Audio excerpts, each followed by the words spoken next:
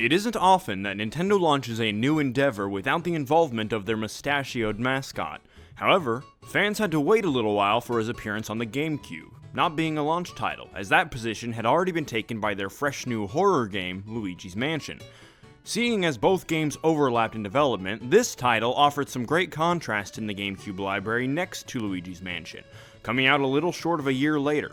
It even contained a few mentions and nods to the ghostly game, including some blatant name-dropping of Professor Egad, the kooky old inventor who helped out Luigi during his haunted adventure. Aside from references, callbacks, and gameplay resurrections from previous Mario titles, we were also introduced to a few new series-long ideas, such as the first appearance of Bowser Jr., as well as our first use of Yoshi in a 3D Mario game. Super Mario Sunshine released a year after the GameCube's launch, yet received so much attention and critical acclaim that it was re-released as a GameCube Player's Choice bestseller just another year after hitting store shelves. It went on to be the third highest selling GameCube title, but the console's highest selling single-player experience. Almost 20 years later, and following the release of Super Mario 3D All-Stars for the Nintendo Switch, the Super Mario Sunshine fanbase is as strong as ever, with many fans proclaiming it as their favorite 3D Mario game. This entry in Nintendo's flagship franchise was directed by Yoshiaki Koizumi, the assistant director from Super Mario 64. You may be familiar with that name because he also went on to direct both Super Mario Galaxy and Super Mario Odyssey, as well as supervising and producing other Nintendo hits. But, with Super Mario 64 being one of the most popular video games of all time, and certainly one of Nintendo's, how can its follow-up possibly compete in the nostalgic hearts of players? Well, we're going to figure that out as we ponder, what's so great about Super Mario Sunshine?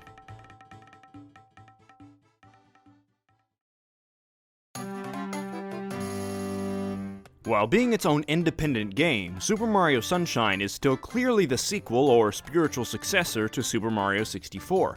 However, it feels so much more advanced and refined. Sunshine gathers together a ton of aspects from previous Mario entries, not just Super Mario 64 but even previous two-dimensional titles, like Super Mario World, cleans up said features and mixes them together, then pours all of that over a brand new environment with new means of experiencing the older aspects. The familiar features of the Mario universe are really what hold this game together as the framework of the player's experience. The big paint graffiti M's around Delfino Plaza are obviously brought over from the painting portals in Super Mario 64 to allow travel to different parts of the island. There's an obvious difference, however, in their approach from this title's predecessor, where each painting brought you to a very different area, disconnected from Princess Peach's castle. Now, these new paint blob portals will warp you over to other spots on Isle Delfino. You can sometimes even see some of these different areas from wherever you are on the island. It feels like you're in one large setting, while still using the helpful technical mechanic of splitting up each section of the game to allow for better load times and a greater understanding of the player's boundaries in each section of the island. It's nice to finally see a new region of the Mario universe. Up until this point, we've basically only seen the Mushroom Kingdom with its Toads and Koopas. Now we get a little variation, with a tropical region and its unique inhabitants, as well as new monsters and wildlife. This is also the first time we've really seen Mario in a sticky situation for himself. He's generally always understood to be the hero of the Mushroom Kingdom, but the residents of Isle Delfino don't know who he is, so they don't have a reason to suspect that graffitiing the island is beneath his morals, introducing our dilemma as soon as we hit start.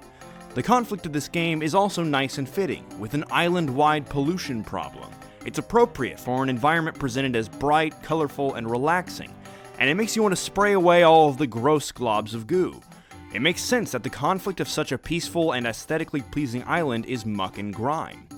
It also feels nice to have a populated world to run around in, whether that means the Plaza Hub or each individual level of the game, as opposed to the worlds of Super Mario 64, which were virtually devoid of life aside from Mario and his enemies. The changing dialogue of the characters around each section of the island brings it to life as well. There wasn't really any dialogue in the first 3D Mario game, save for the opening cinematic, the occasional Toad, and Bowser mocking you. Everything is also just so much more interesting to look at. The water quality is vastly improved, and there are tons of additional little details, like Mario's footprints on the beach and kicking up sand as you run. The visual details aren't just for making things more pleasant though. The heat on this tropical island is obvious through the distortion in the air, just like it could be on a hot day in real life. But this distortion also acts as a mask for the graphics in the distance, effectively blurring further objects in a believable way to accommodate for the GameCube's render distance. The most obvious new feature that probably is the biggest reason this game isn't just Super Mario 64 Part 2 is definitely your new friend, the Flash Liquidizer Ultra Dowsing Device. This flood backpack acts as a new means of both platforming and combat. The spiritual successor to Super Mario 64 couldn't just be jumping and punching with the same old features. In fact, this game doesn't even have Mario's kick and punch routine that's carried him through in the past. The flood interacts with different enemies in a variety of ways, keeping combat interesting. Some just need to be sprayed and they'll pop. Others need to be pushed into a solid object or wall, and more will just be stunned and still need a good old-fashioned stomp to finish them off. You get plenty of time to test out these mechanics as you're slowly introduced to enemies that are understandable to any returning Mario player, such as the paint monster reminiscent of a piranha plant or the strolling stews, which serve as an introductory Goomba-like enemy. Even a few of the first bosses you'll come across include larger variations of the piranha plant and Blooper, known Mario adversaries who simply have to be approached using the new mechanics of this new adventure. Becoming adept at manipulating the flood to do what you want as a platforming tool will advance you leagues in terms of getting around smoothly and quickly. Just because there's still water in your tank doesn't mean you can just spray forever until it's empty. This keeps players from just circumventing entire sections of an area by getting to some high ground and then just flying across. The water in your tank acts as a bit of a stamina gauge in a sense, but luckily doesn't run out quickly like a stamina bar in The Legend of Zelda would after a bit of running, and can be replenished from any clean body of water, which are often found all over every level. Introducing Mario to new flood nozzles as the game progresses, yet restricting the amount you can have to only 2 at a time, keeps players thinking about the methods of travel they currently have at their disposal. If players could just switch willy-nilly between all 4 nozzles, then getting around and solving platforming puzzles would be laughably easy by the time you reached any late-game content. Using your flood isn't the only way to get around the island, however, and the game makes sure to teach you not to rely too heavily on it. The chase with the Shadow Mario early on demonstrates some of your own platforming capabilities while the enemy is trying to escape from you. If he's a mirrored form of Mario, then certainly you share the same abilities, and sure enough, trying them out in this perfectly operated chase sequence gives you a practice range before you really get to the bulk of the game. Shadow Mario occasionally taking your flood as a means of limiting your travel allows for new platforming puzzles in certain areas where you don't have a hover ability to save you. These shine sprites are a little more difficult to obtain and create a nice break in the gameplay where you don't have so much of a safety net. Some of Mario's moves are changed in this entry, like the long jump being substituted for a dive, but combining this move with the water from your flood also creates new interesting ways to get about the island. Mario also has a new spin jump, reminiscent of Super Mario World. This not only takes him a little higher and slows his descent, but also can be used as a sort of area of effect move by spraying your flood device in every direction. Comparable to the level selection in Super Mario 64, the different Shine Sprite missions are referred to as episodes. The start of each episode features a big sweeping shot of the level, or at least the section that your objective is in.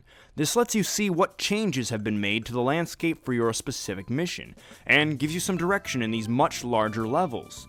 Just like Super Mario 64, just because the next world is available to you doesn't mean that there aren't still easily reached goals to take care of in the earlier worlds. You may also just like the aesthetic of a certain environment and want to spend time completing every challenge there is in a given area before discovering the next one. The environment of this game certainly feels a lot less claustrophobic than Super Mario 64, in which you often had to move Mario and a clunky camera through some tight corridors and cramped levels. This wider, slightly more manipulatable camera, in conjunction with the flood mechanics, offers a much wider variety in platforming challenges and level design, due in part to the possibility of taller structures, wider gaps, and a better sense of space in the world around Mario. While the game's story starts out with a little confusion between characters, the player will quickly fall into place behind Mario as this world's hero as you clean up the island, returning light and color to Isle Delfino one shine sprite at a time.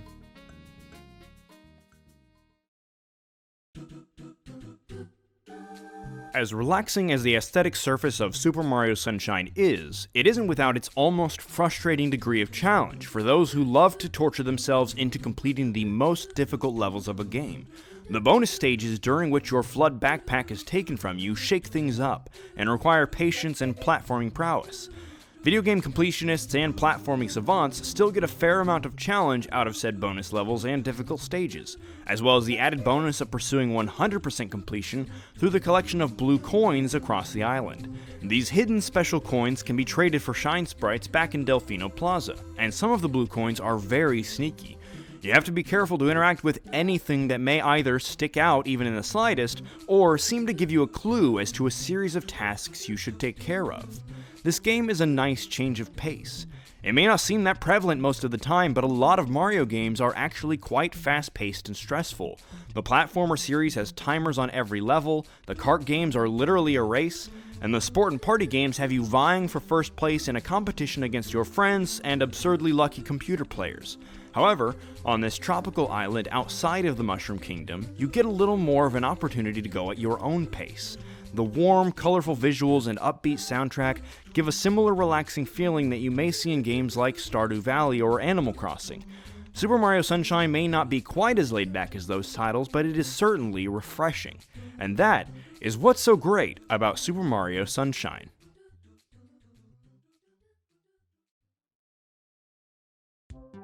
Thank you all for joining us on this episode of What's So Great About Gaming, as we got a closer look at Super Mario Sunshine. Make sure to tell us what you think about Sunshine, or even suggest a game for another video. If you want to help in supporting the channel, consider checking out our Discord, Twitch, or Patreon. Links for all of those are in the description. If you want to hear what's great about another game, check out the link to our last episode, Pokemon's 4th Generation, on screen or in the description. And please take the time to subscribe to be involved in the discussions here. Thanks again for watching. Now go play a great game. We'll see you next time.